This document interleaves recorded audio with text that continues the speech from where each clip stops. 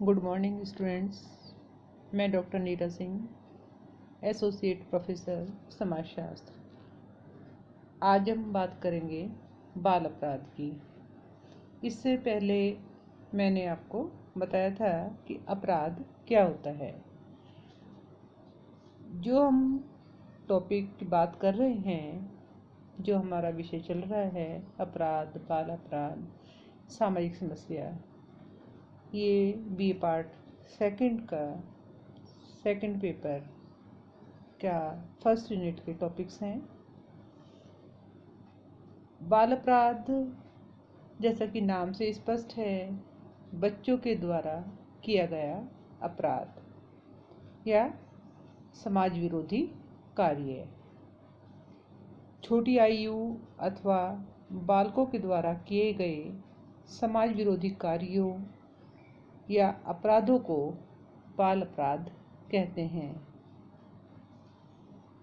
जिस तरह अपराध सार्वभौमिक है, उसी तरह बाल अपराध भी सार्वभौमिक है, यानी कि हमें हर जगह, हर समाज में देखने को मिलते हैं। इनकी संख्या, प्रतिशत कम या ज़्यादा हो सकता है।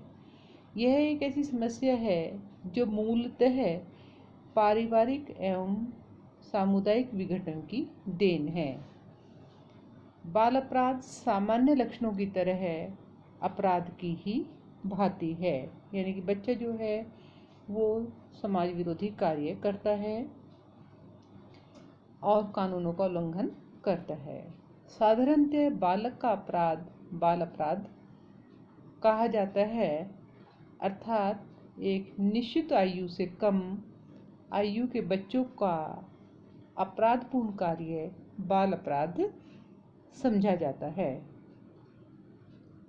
यानी कि कोई बच्चा जो कि एक निश्चित आयु से कम, यानी कि जब वो एक समझ पकड़ने लगता है और ये माना जाता है कि इस बच्चे को ऐसा काम नहीं करना चाहिए और ऐसा बच्चा कोई अपराधपूर्ण कार्य करता है, तो उसे हम बाल अपराध कहते हैं। नगरों, महानगरों, औद्योगिक केंद्रों आदि में बाल अपराध एक गंभीर एवं चिंताजनक है। यानी कि समाज का जैसे जैसे विस्तार होता है, बाल अपराध की मात्रा भी उसी हिसाब से बढ़ती चली जाती है। किंतु प्रश्न उठता है कि हम बालक किसे कहेंगे, किसे कहा जाए, किसे हम बाल अपराधी मानेंगे। इसके लिए कम या अधिकतम आयु सीमा क्या हो सकती है। इस संबंध में ये बताना उचित प्रतीत नहीं होता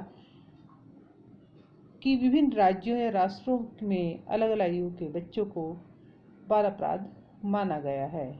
जैसे भारत वर्ष में किसी बच्चे को बाल अपराधी घोषित करने की निम्नतम उम्र 14 वर्ष और अधिकतम आयु 18 वर्ष है। इसी तरह मिस्र में यह आयु 7 वर्ष से 15 वर्ष, ब्रिटेन में 11 से 16 और ईरान में 11 से 18 वर्ष है। अतः बाल अपराधियों के निम्नतम तथा अधिकतम आयु के संबंध में कोई सार्वभौमिक धारणा प्रचलित नहीं है। इस वर्णन से ये बात स्पष्ट हो जाती है कि एक निश्चित आयु तक के बालक को अपराध करने के वाले को बाल अपराधी कहा जाता है। इसमें अलग अलग लोग अलग अलग इसकी परिभाषाएं देते हैं। बाल अपराध की परिभाषाओं के संबंध में जैसे सिरिल बर्ड के अनुसार, तकनीकी दृष्टि से एक बालक को उस समय अपराधी माना जाता है जब उसकी किसी समाज विरोधी प्रवृत्ति इतनी गंभीर हो जाए कि उसके विरुद्ध शासन या वैधानिक कार्यवाही करें या कार्यवाही करना आवश्यक हो जाए। यानी कि एक बच्चे के द्वारा इतना गंभीर अपराध किया गया हो, ऐसी विरोधी प्रवृत्तियां हो, समाज विरोधी इतनी ज़्यादा हों कि उसके प्रति कोई शासनात्मक कार्यवाही करनी आवश्यक हो, तो ऐसे बच्चे को हम बाल अपराधी मानेंगे। न्यूमेयर के अनुसार एक बालक अपराधी निर्धारित आयु से कम आयु का वह व्यक्ति है जो समाज विरोधी कार्य करने का दोषी है और जिसका दुराचार कानून का उल्लंघन है।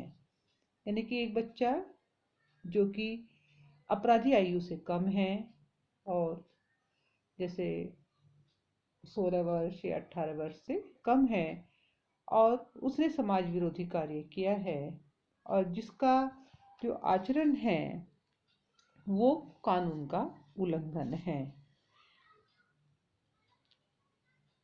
H.H. लाउ के अनुसार बाल अपराध किसी ऐसे बालक द्वारा किया गया विधि विरोधी कार्य है जिसकी अवस्था कानून में बाल अवस्था की सीमा में रखी गई है और जिसके लिए कानूनी कार्यवाही तथा दंड व्यवस्था से भिन्न है।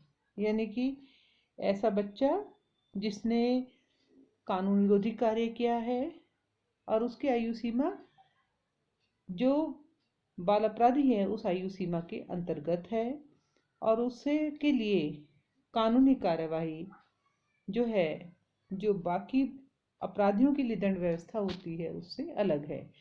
क्योंकि यहाँ पर ये बात ध्यान देने की है कि जो बच्चे हैं उनके लिए अलग से कानून व्यवस्था होती है।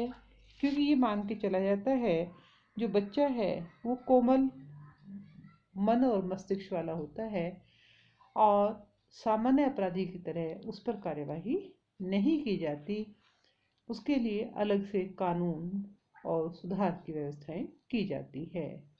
सोल रुविन ने बाल अपराध के कानूनी अर्थ को एक पंक्ति में व्यक्त करते हुए लिखा है कि कानून जिस कार्य को बाल अपराध मानता है वही बाल अपराध है।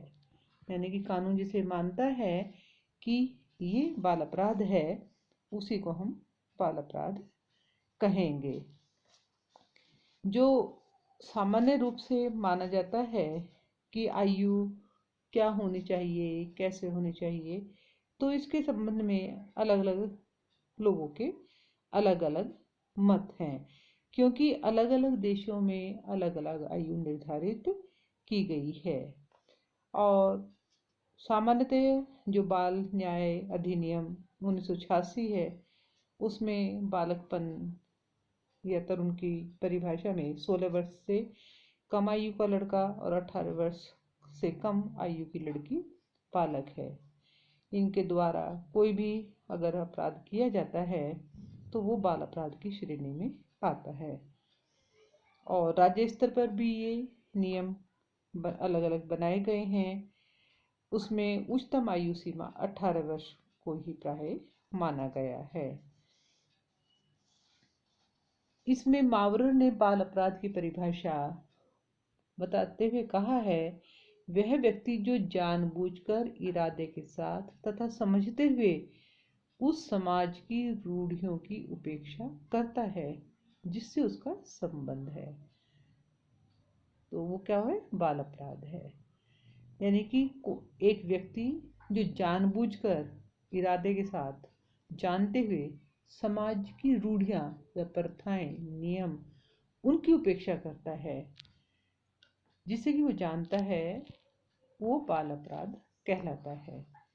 बाल अपराध के लक्षण क्या होंगे, हम कैसे मानेंगे, पहचान सकते हैं कि बाल अपराधी कौन है। इसके कुछ सामान्य लक्षणों की बात हम देख सकते हैं। पहला, बाल अपराधी की शारीरिक संरचना सामान्य, गठीला शरीर, शक्तिशाली तथा निडर होते हैं। यानी कि ये बच्चे डरते नहीं हैं और शरीर से मजबूत होते हैं। दूसरे, वे स्वभाव से बेचैन, उग्र, बहिर्मुखी तथा विघटनकारी होते हैं। यानी कि बहुमुखी का मतलब है किसी के सामने कुछ भी कह देना, कर देने से वो झिझकते नहीं है और तोड़फोड़ की प्रवृत्ति उनकी रहती है।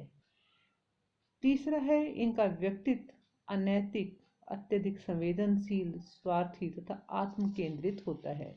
यानी कि ये गलत काम करने से भी नहीं चूकते और संवेगों पर इनका कोई फुर्तीले कह सकते हैं, स्वार्थी होते हैं, अपने तक ही ये लोग मतलब रखते हैं और आत्म केंद्रित होते हैं। अपने उद्देश्यों की पूर्ति के लिए, अपनी इच्छाओं की पूर्ति के लिए कार्य करते हैं। और इसके अलावा दूरदर्शी तथा अपराध के परिणाम से अनभिज्ञ होते हैं। ये आत्म केंद्रित होते हैं, स्वार्थी भी होते हैं, लेकिन दूरदर्शिता इनमें नहीं होती कि वो ये नहीं सोच पाते कि वो जो कुछ करेंगे उसका परिणाम क्या होगा, और उसके अलावा उसके परिणाम के अलावा कि उन भविष्य इनका क्या होगा उस बात से भी वो नहीं सोचते हैं। नेक्स्ट किस्म है बाल अपराधी। प्राय सामान्य बालकों की अपेक्षा मनोस्नायु विकृति से पीड़ित होते हैं। यानी कि जो हमारा मानसिक स्नायु तंत्र है, मानसिक स्थिति है, उसमें विकृति होती है, तभी वो बच्चा गलत कार्य करता है। बाल अपराधियों में ईड अहम और परा अहम में समुचित संतुलन का अभाव होता है। ईड अहम परा अहम के बारे में मैंने आपको सामयिक समस्याओं के बारे में जब बता रही थी तब बताया था कि ईड क्या है, अहम क्या है और परा अहम क्या है। कि ईड है हमारी स्वार्थ की प्रवृत्ति। जब हम जन्म लेते हैं तो पूरी तरह से हम अपनी जो पार्श्विक प्रवृत्तियां हैं उनके अधीन होते हैं, लेकिन समाज एक पर्यावरण के साथ साथ हमें समाज के अनुरूप बनाया जाता है कि समाज में सही क्या है, गलत क्या है, और हम उसे धीरे धीरे आत्मसात करते हैं। ईड तो हमें ये कहता है कि हमारी जो पार्श्विक प्रवृत्ति है वो ये कहती है तुम अपने उद्देश्य की पूर्ति करो, कैसे भी क्यों ना हो। उसमें नियम, कायदा, कानून कोई महत्व नहीं रखता। लेकिन अहम की जो स्थिति आती है वो ये कहती है कि नहीं, अगर आपको अपने स्वार्थ की पूर्ति करनी है, अपने उद्देश्य की पूर्ति करनी है, तो आप मेहनत कीजिए, आप उसके अनुरूप जो है आप काम कीजिए, तब आप अपने उद्देश्य को पूरा करो। लेकिन साथ में एक मन में जैसे चोर होता है तो वो ये भी कह देता है अगर मौका है तो आप उसका फायदा भी उठा लो। तो ये हमारी अहम की स्थिति होती है। लेकिन जब सुपर ईगो होती है उस स्थिति में वो ये कहती है कि नहीं, आपको जो भी काम करना है सही तरीके से करना है, समाज के नियमों के हिसाब से करना है, कानून के हिसाब से करना है, आप गलत कुछ भी नहीं करेंगे, क्योंकि कोई और देखने वाला है या नहीं है, ऊपर वाला देखने वाला है। ये स्थिति सुपर ईगो की होती है, यानी कि पूर्ण समाजीकरण की होती है। और बच्चा कब अपराध करता है? जब इनमें संतुलन नहीं रहता, वो ईड और ईगो और सुपर ईगो में जो है असामंजस्य रहता है और वो ईड के अनुसार कार्य करने लगता है। उसके अलावा नेक्स्ट है ये प्राय विषादग्रस्त, निराश, हताश और गुमसुम दिखाई देते हैं, क्योंकि ऐसे बच्चे जो होते हैं वो निराशापूर्ण, एक गुमसुम से या अपने जीवन से हताश होते हैं और हताश होकर के इस तरह के कार्य कर लेते हैं। उसके अलावा ये शासन, सत्ता के विरोधी नियम, कानून का उल्लंघन करने वाले तथा अविश्वासी प्रवृत्ति के होते हैं। यानी कि इनका कानून में कोई विश्वास नहीं होता और यही कारण है कि ये अपराधी प्रवृत्तियों की ओर अग्रसर होते हैं और ये अपनी किसी भी समस्या को सुलझाने के लिए सुनियोजित रूप से किसी कार्य योजना का पूर्व निर्धारण नहीं करते हैं, क्योंकि इनके सामने केवल अपना उद्देश्य होता है। उद्देश्य को कैसे पूरा किया जाए इसके लिए कोई योजना उनके सामने पास में नहीं होती। यही कारण है कि आपराधिक प्रवृत्तियां उन पर हावी हो जाती हैं। इसके अलावा इसमें बात आती है बाल अपराधी की विशेषताएं। बाल अपराधी की विशेषताएं जो हैं वो संयुक्त राज्य अमेरिका के न्यूयॉर्क शहर के बाल न्यायालय अधिनियम में बाल अपराध की व्यावहारिक विशेषताओं का उल्लेख किया गया है। उसमें नंबर 1, बाल अपराधी आदतन उद्दंड तथा आज्ञाओं का उल्लंघन करने वाले होते हैं। यानी कि बाल अपराधी हम किसे कहेंगे? जो जिनकी आदतें उद्दंड होती हैं, आज्ञाओं का उल्लंघन करते हैं। दूसरा, ये प्राय राज्य के नियमों और कानूनों का उल्लंघन करते हैं। तीसरा, इनकी संगति आवारा, अनैतिक और चरित्रहीन व्यक्तियों के साथ होती है, क्योंकि संगति ऐसी होती है तभी वो ऐसा कार्य करते हैं। इनका व्यवहार अनैतिक और अशोभनीय होता है, अनैतिक और अशोभनीय होता है, इसीलिए अपराध कहा जाता है। ये नेक्स्ट है, यह बिना आज्ञा के निरुद्देश्य देर रात तक घर से बाहर घूमते रहते हैं। यानी कि जो ये बच्चे हैं, इनमें बिना किसी काम के घर से बाहर घूमने की एक प्रवृत्ति होती है। आप अक्सर देखते होंगे घर में बच्चों को कहा जाता है कि आप देर रात तक बाहर नहीं घूमेंगे, बिना बात घर से बाहर नहीं जाएंगे, क्योंकि बिना किसी उद्देश्य के घूमना व्यक्ति को गलत कार्यों की ओर अग्रसर कर सकता है। इसके अलावा कानूनी रूप से निषिद्ध स्थानों पर घूमने अवश्य जाते हैं। कानून जिन स्थानों पर जाने की मना करता है, ये बच्चे वहां पर जरूर जाते हैं। इसके अलावा ऐसे बालक स्टेशनों, मेलों और तीर्थ स्थानों पर भीख मांगते हुए प्राय दिखाई पड़ते हैं। इसमें नेक्स्ट है, ये तस्करी आदि गैर कानूनी धंधों में लिप्त रहते हैं। और नेक्स्ट है, इसमें स्कूल एवं घर से भागने की आदत होती है। और ऐसे बालक समाज में सम्मान पाने के बड़े उत्सुक रहते हैं और समाज में अपना स्थान पाने के लिए गलत से गलत कार्य करने लगते हैं। और जो बाल अपराधी हैं, वो गांवों की अपेक्षा नगरों और महानगरों में अधिक देखने को मिलते हैं, क्योंकि महानगर का जीवन जो है वो जटिल होता है और वहाँ पर भीड़ भाड़ भी ज़्यादा होती है। इस कारण वहाँ बाल अपराधी ज़्यादा देखने को मिलते हैं। उसके अलावा लड़कियों की तुलना में लड़के अधिक बाल अपराध ही पाए जाते हैं, क्योंकि उसका कारण है कि लड़कियों पर परिवार का नियंत्रण रहता है और लड़कों पर नियंत्रण थोड़ा सा कम रहता है। इसमें गरीबी भी एक कारण है। और उसके अलावा जिन परिवारों का आर्थिक और सामाजिक स्तर उच्च मध्यम होता है, वहाँ अपराध की जो मात्रा है वो कम होती है। जो कम आर्थिक स्तर वाले या निम्न आर्थिक स्तर वाले जो परिवार होते हैं, उसमें बाल अपराधियों की संख्या ज़्यादा रहती है, क्योंकि आवश्यकताएं पूरी नहीं हो पाती, या एक आकर्षण मैं कह सकती हूँ कि वो आकर्षण पाने का जो उनके पास नहीं है उसका रहता है, और ऐसी स्थितियां जो हैं उन्हें अपराध की तरफ आकर्षित कर देती हैं।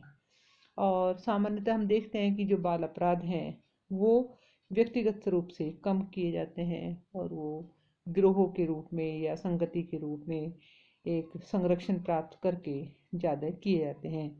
और अधिकांशतः जो बाल अपराध हैं वो 12 से 16 वर्ष की आयु में ज़्यादा किए जाते हैं, क्योंकि इस समय बच्चों का शारीरिक, मानसिक और भावनात्मक विकास तीव्र गति से होता है, और जो उनका होने वाला शारीरिक परिवर्तन जो है वो उन्हें नियंत्रण से अलग रखने को के लिए उन्हें प्रेरित करता है। और बच्चे जितने कम पढ़े लिखे होते हैं उसमें बाल अपराध की प्रवृत्ति उतनी ही अधिक मिलती है, क्योंकि अधिकांशतः बालक जो है बाल अपराधी जो होते हैं वो निरक्षर और कम शिक्षित पाए जाते हैं। विशेष रूप से जो विघटित परिवार, विघटित व्यक्तित्व, तो ये सब चीज़ें जो हैं ये अपराधों को जन्म देती हैं। हालांकि हम ये भी नहीं कह सकते कि जो शिक्षित है व्यक्ति वो अपराध नहीं करता। बहुत सारे शिक्षित बच्चे भी अपराध करते हुए देखे जाते हैं। आज का जो युवा वर्ग है उसमें जो मेन चैनिस स्नैचर हैं या इस तरह की जो छोटी मोटी चोरियां इस तरह की कर देते हैं, वारदात कर देते हैं, वो अपनी आवश्यकताओं को पूरा करने के लिए इस तरह के कामों में लिप्त देखे जा सकते हैं। लेकिन सामान्य रूप से ये चीज़ें हमारे सामने आती हैं कि जो निम्न परिवारों के बच्चे हैं या नियंत्रण का जहाँ पर अभाव होता है, वहाँ पर अपराधों की मात्रा, बाल अपराधियों की संख्या हमें ज़्यादा देखने को मिलती है। तो इस तरह से जो बाल अपराध के जो लक्षण हैं और जो विशेषताएं हैं, वो सामान्यतः हमें दिखाई देती हैं उन बच्चों में जिनका जीवन स्तर निम्न होता है और जो कम पढ़े लिखे होते हैं।